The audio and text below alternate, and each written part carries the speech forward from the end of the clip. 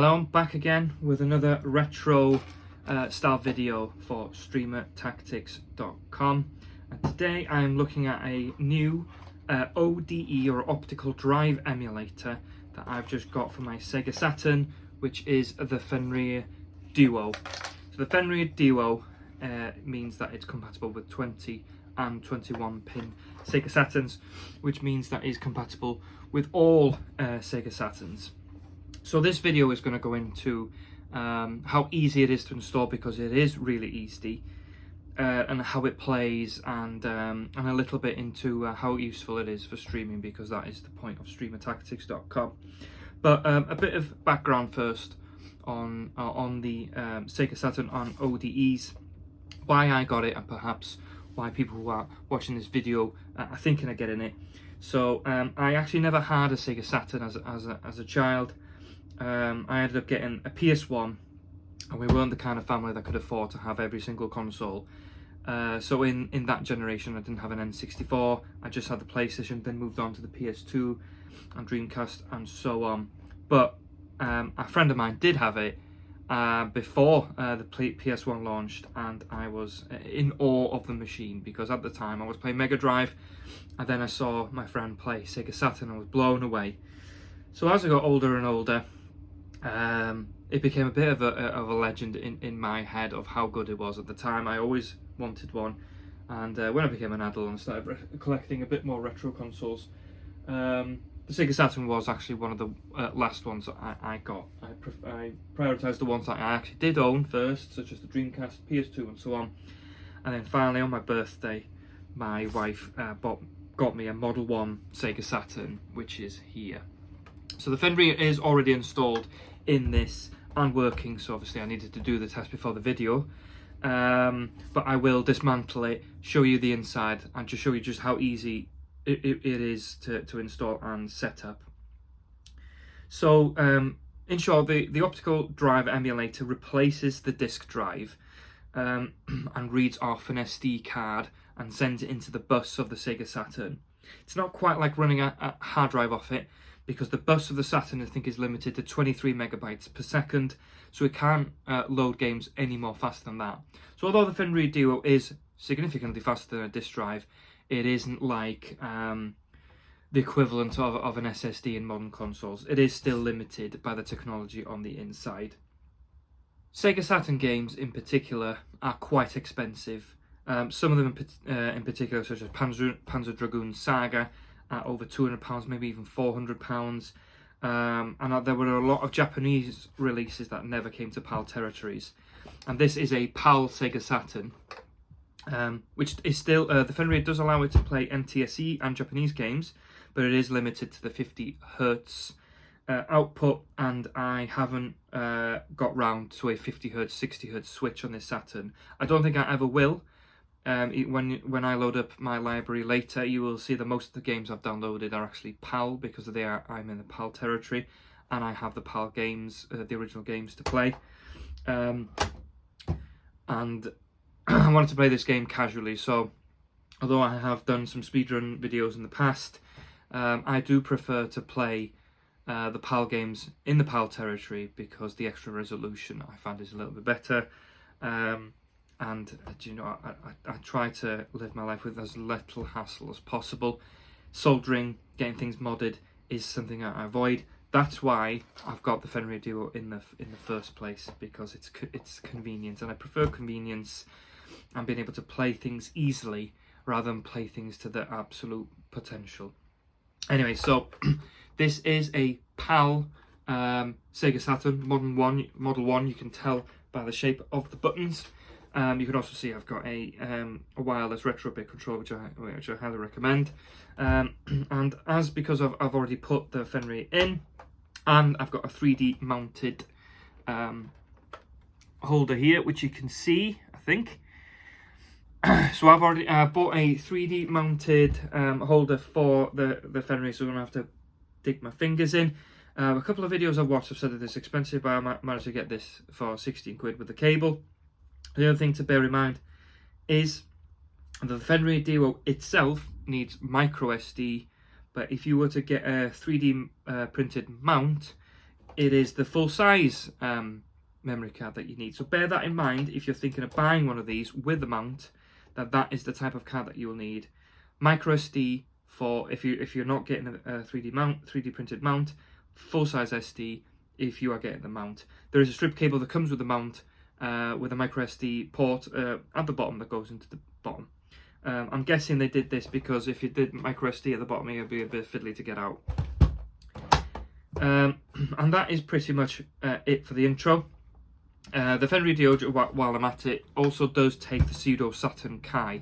And for those wondering about games that need 4 MB or 1 MB expansion RAM to play, such as King of Fighters, it is compatible with it, because the only thing the Fenrir Duo does is emulate the disk drive. It does nothing else. Well, there's a couple of things, like it can back up the internal memory, but it isn't like an EverDrive where you can have save states or anything like that. It just emulates the disk drive. So it's as simple as that.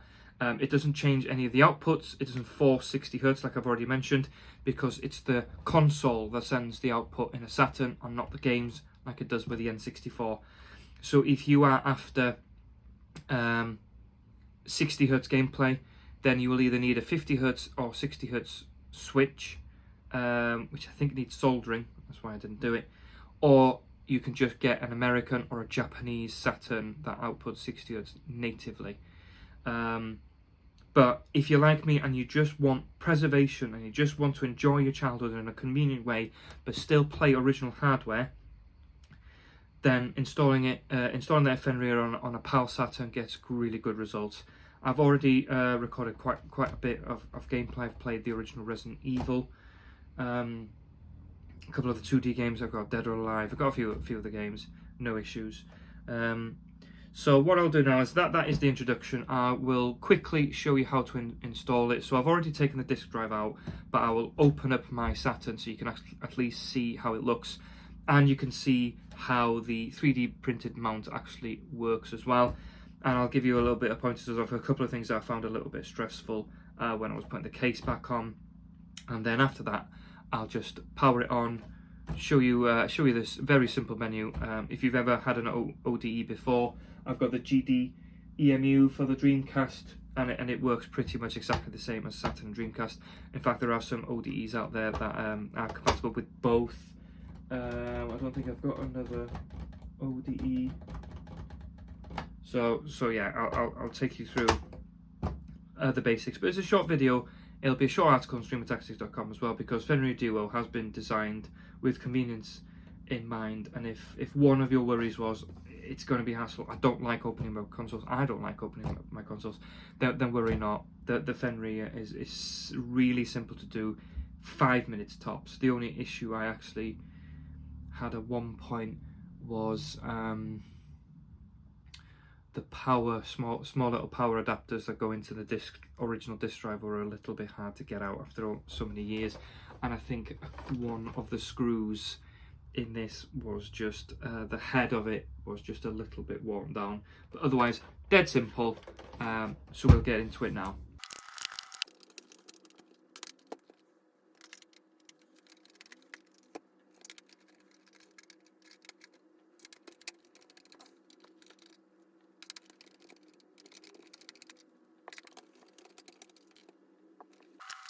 So I've just unscrewed 5 screws, dead easy, all from the bottom.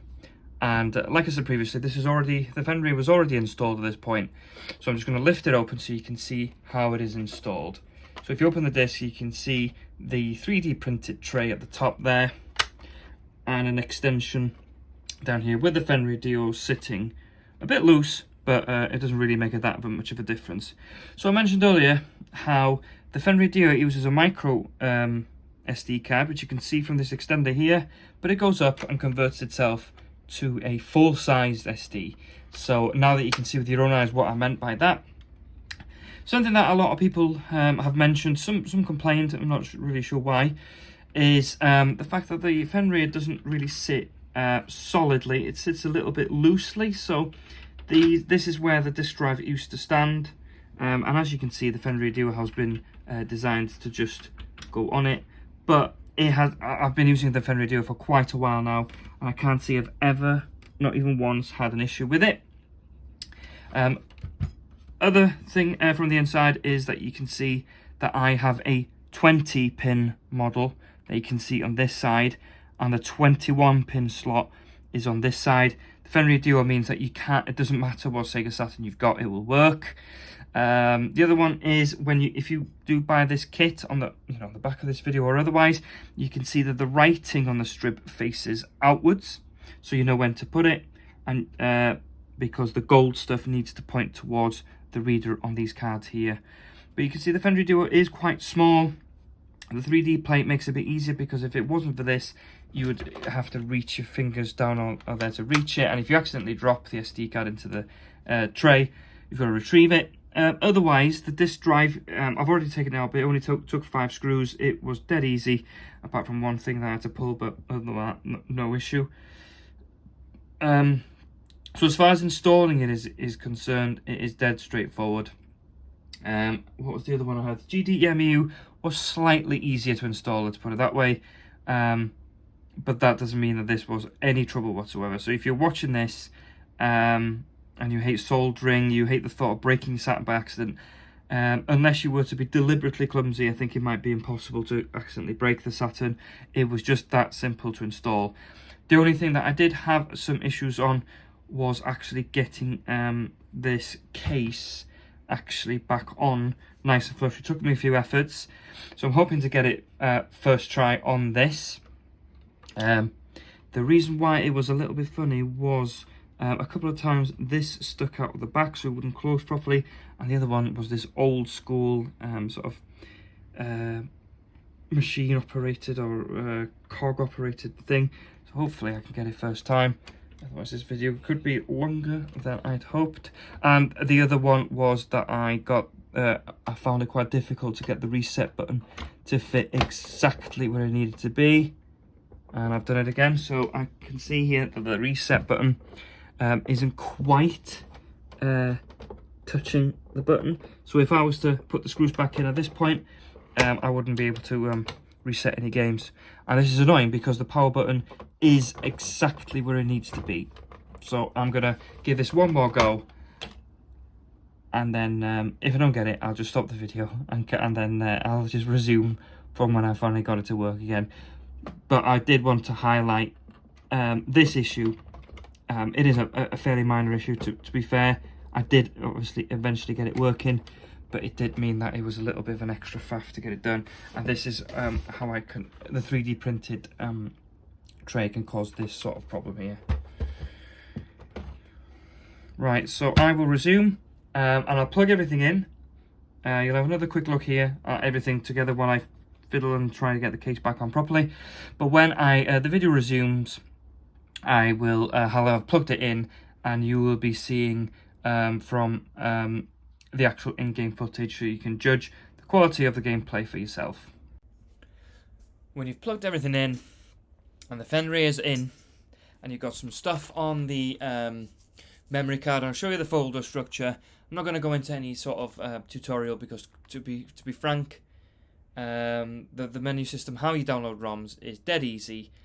But I don't really want to show how I get ROMs in the video, but I'll show you how my folder is structured and so on. I do have covers for some of these, but I've renamed some of the files to be tidy, whereas I bulk download a load of covers from a thread on Reddit that I just need to rename the pictures to match the game, but I can show you what it looks like when you've got the right ones. So KO Fighting Squadron has its cover here, so does Knights, Police Noughts, Resident Evil, I think, and Sega Rally Championship, whatever.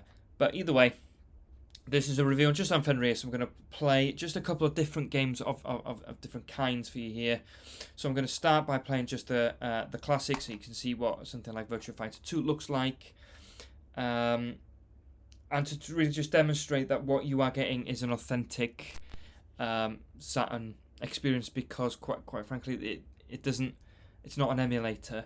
You are playing through the discs, just in a slightly different way. The Saturn and the motherboard doesn't know any different, which is the point I'm trying to make here.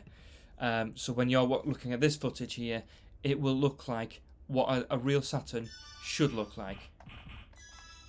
So I wanted to go through a couple of games, 3D games, a couple of 2D games, just so that you can see what it just looks like. As a side note, I am using an open source scan converter to get this video on here. There will be a separate video I'll be doing after this on which is like how to stream a Sega Saturn, but this is more about the Fenrir Duo. So you can see here, this is what playing Virtua Fighter 2 looks like using a Fenrir Duo. Now I'm going to now show you how to get back to the menu. So I am off screen, obviously, pressing A, B, C and start. This doesn't always work, and I don't think it will work on this occasion. There you go. Sometimes you'll have to absolutely hammer in it. And then if you keep hammering it, start an ABC, might be something to do with the controller, it should, at some point, take you back to the disk menu, like this. And because the Fenrir is emulating, emulating the disk drive, it's technically a CD, then it will boot up the CD, which is actually the Fenrir menu, which then boots up the CD. Okay, so that was a 3D game I've just played.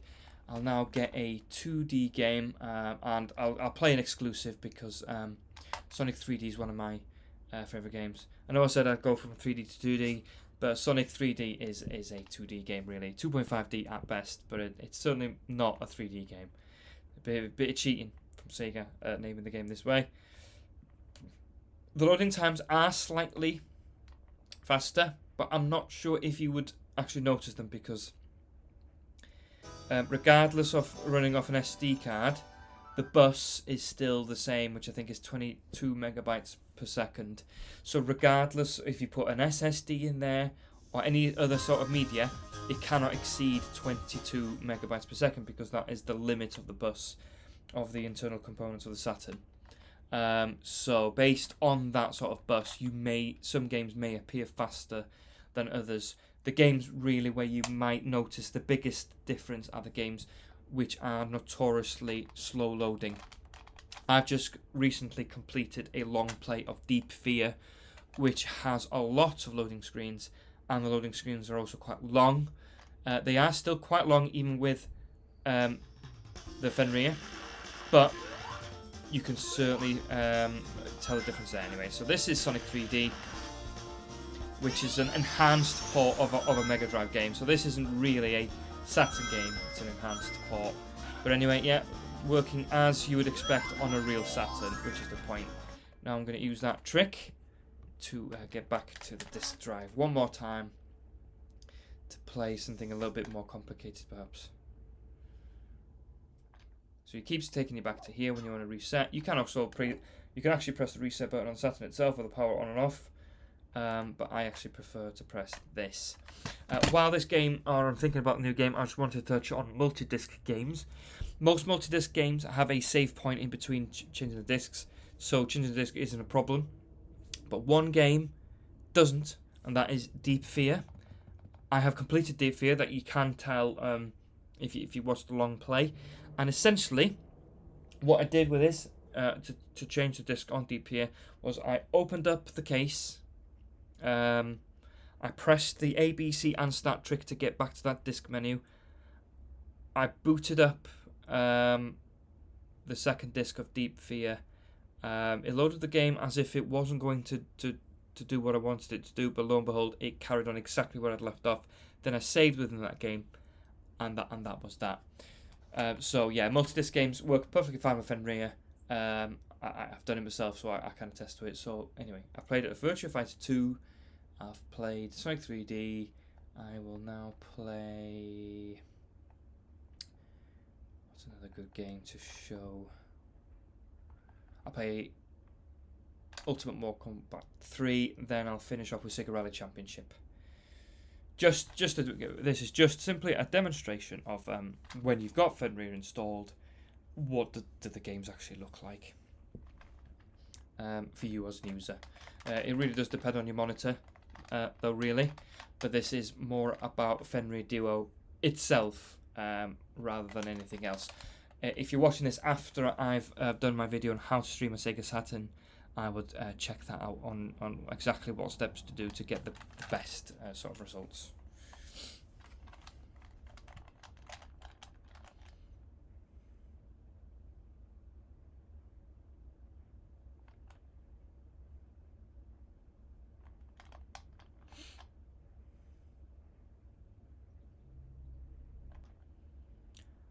There's an awful lot of loading in here.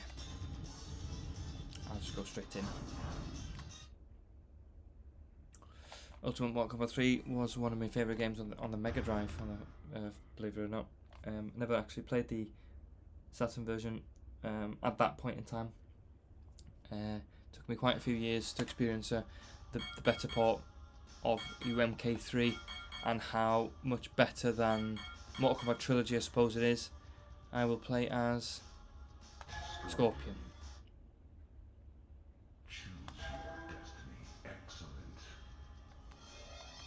Yeah, I'll skip all this. One of the biggest upgrades of the Fenrir Duo on this game in particular, the Shang Tsung morphing, which is notorious in the Mortal Kombat community because of disc-based games. Anyway.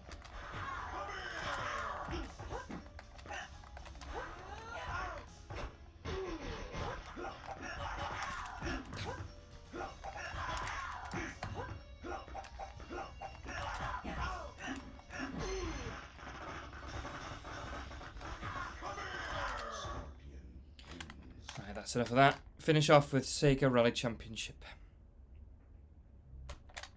So the initial press of ABC and Start can often take it back to the main menu of the game you're on. But then, that's why sometimes you've got to hammer it, because there are some games it seems like there's multiple menus that it recognises. So if you press it once, it'll take you to back one menu, and then press it again, another menu, then finally. Other times it might be my controller. I'm using a it's retro bit. Is it? Yeah, retro bit wireless controller, brilliant controller. It might be the sensitivity of the controller, so it doesn't realise that I have pressed them all. Anyway, Sega Rally Championship. An unreal game at the time. Quite frankly, Gran Turismo wasn't out yet. There really wasn't that many better games than Sega Rally Championship. It was unreal.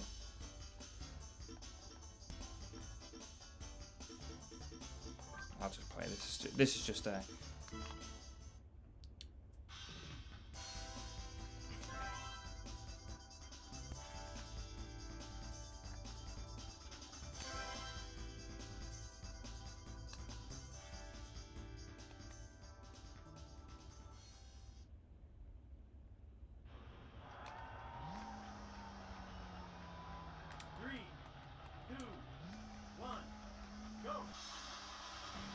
What a great game this is, and what a great game it was at the time as well. I know you wouldn't, nobody would buy this for, 50 quid anymore. But at the time, this was absolutely cutting edge. There was just nothing like this game at the time. And if you are, wanting to get into a Saturn, this might be a launch title, but it's a launch title that you definitely have to invest in, because it embodies the very essence of what a Saturn did and how good Sega made arcade games at the time. And it's no surprise, obviously, Sega's demise coincided with the demise of the arcades, which they still dominate, to be fair. I mean, if you go into an arcade now that's attached to one of those, bowling alleys, you still find Sega machines everywhere. Anyway, as this Sega Saturn game goes round and round, I'm just gonna and I'll race this game now. I'm gonna just summarise just how good the Fenrir is. So, I've showed the inside of my Sega Saturn and how easy it was to install. Getting games is dead easy. Everyone knows how to download files from the internet. Dragging them over from your computer to the SD card is a doddle. You know, even if through the Fenrir it is you can play any region's games. So you know, if you download an American version by accident when you were meant to download PAL, then it will still work. I've mentioned the switch, haven't I already? 50Hz, 60Hz switch. I haven't got one, and you've still noticed that some of the games will load absolutely fine. A bit slower, so about 18% slower. The only issue I've ever had with any sound is Grandia, because that was an American version and the audio was going like that. But other than that, absolutely no issues whatsoever. Maximum compatibility, really. You know, it's quite expensive to get the Fenrir, to be fair. But the way I look at it is, I don't even think it matters what part of the world you live in. Sega Saturn games are extremely expensive, depending on what you get. So I have an original copy of Resident Evil, which cost me I think £30. You know, just consider at the time that Resident Evil game will have cost 50 quid, so it's barely lost its value. But if you want something like Panzer Dragoon Saga, then you've over £200, and you don't know what the quality of the game is.